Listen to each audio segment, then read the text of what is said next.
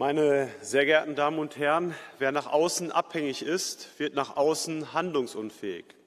Und genau das ist eingetreten, nicht zufällig, sondern weil die Altparteien unsere militärische Sicherheit über Jahrzehnte den Vereinigten Staaten von Amerika überlassen haben.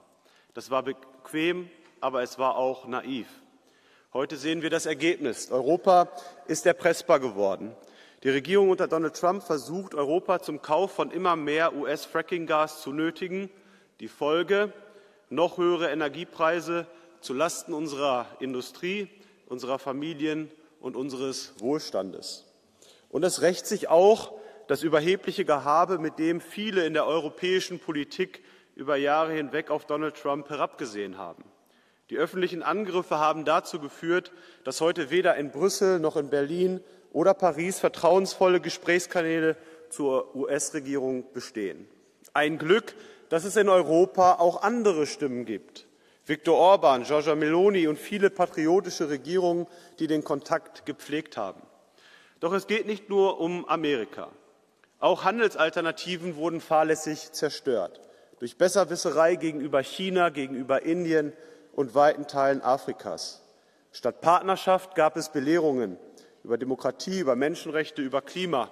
Und heute fehlen uns genau diese Partner als Alternativen, die wir bräuchten, um in Verhandlungen mit den USA Stärke zeigen zu können. Denn wer keine Alternativen hat, hat auch keine Verhandlungsmacht. Das europäische Establishment hat unseren Kontinent durch Arroganz isoliert. Doch wer im 21. Jahrhundert bestehen will, braucht Kooperation statt Konfrontation, Partnerschaften, nicht Feindbilder. Und noch etwas: Heute zeigt sich, wie wichtig der europäische Binnenmarkt ist.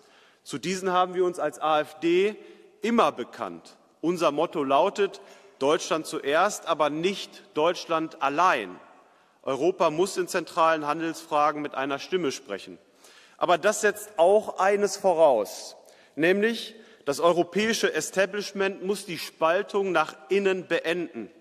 Erkennen Sie das Wahlergebnis in Rumänien an. Hören Sie auf, sich aus Brüssel heraus in die inneren Angelegenheiten Ungarns einzumischen, und stoppen Sie die Verfolgung der AfD in Deutschland. Vielen herzlichen Dank.